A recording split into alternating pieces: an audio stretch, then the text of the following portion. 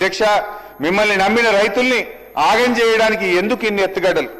ఇదేంటి అని అడిగితే రైతుల చేతులకు బేడీలు వేస్తారు. ప్రతిపక్షాలను నిలదీస్తే ప్రతిపక్ష నాయకుల మీద కేసులు బనాయిస్తారు. అధ్యక్ష బట్టి గారు, నేను మిమ్మల్ని సూటిగా అడుగుతా ఉన్నా అధ్యక్ష, అసలు ఇప్పుడు ఈ యాసంగి పంటకైనా బోనస్ ఇస్తారా ఇవ్వరా? పోయిన యాసంగికి బోనస్ ఇవ్వలేదు. ఇప్పుడు ఈ యాసంగిలోనైనా రైతులకు బోనస్ ఇస్తారా లేదా మీ సమాధానంలో చెప్పాలని చెప్పి ఈ సభ సాక్షిగా నేను బట్టి గారిని ఈ ప్రభుత్వాన్ని అడుగుతా ఉన్నా అధ్యక్ష. ఎన్ని అధ్యక్ష?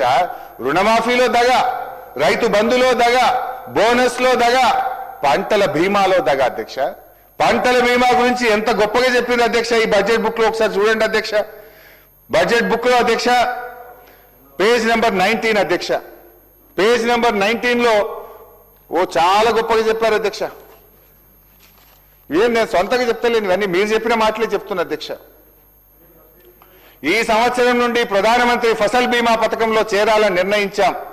ఈ పథకం కింద రైతులకు చెల్లించాల్సిన బీమా కూడా రాష్ట్ర ప్రభుత్వమే చెల్లిస్తుంది. రైతులకు పైసా ఖర్చు లేకుండా వారు చేసిన పంటలకు పూర్తి భద్రత ఈ ప్రభుత్వం కల్పిస్తుంది అని చెప్పారు అధ్యక్ష. మరి ఏమైంది అధ్యక్ష? దీనికి బడ్జెట్ లో 1300 కోట్ల రూపాయలు కేటాయిస్తున్నామని చెప్పారు అధ్యక్ష. బడ్జెట్ లో నిధులు కేటాయించారు అధ్యక్ష. కానీ వాస్తవంగా జరిగింది పంటల బీమాకు అతిగతి లేదు అధ్యక్ష. మేనిఫెస్టోలో చెప్పారు, బడ్జెట్ లో చెప్పారు, కానీ ఎక్కడ అమలైన పరిస్థితి లేదు. ఈ బడ్జెట్కి వచ్చేసరికి పంటల బీమా మాయమైపోయింది. పోయిన 2 బడ్జెట్లో పంటల బీమా చెప్పారు, ఈ బడ్జెట్ లో పంటల బీమాను మొత్తానికి ఎత్తేసింది అధ్యక్ష. అధ్యక్ష అంటే ఇప్పుడు రైతుల పరిస్థితి ఏంది అధ్యక్ష?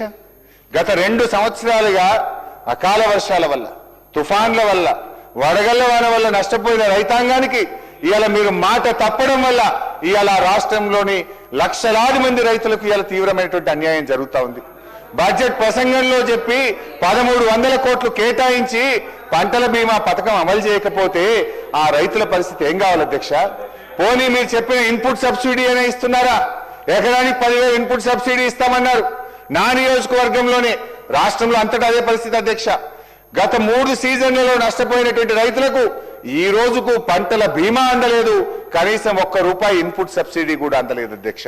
అంటే అధ్యక్ష బోనస్ బోగస్ అయిపోయింది, బీమా బూటకమైపోయింది.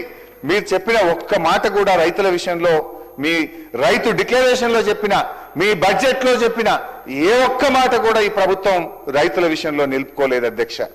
అధ్యక్ష నేను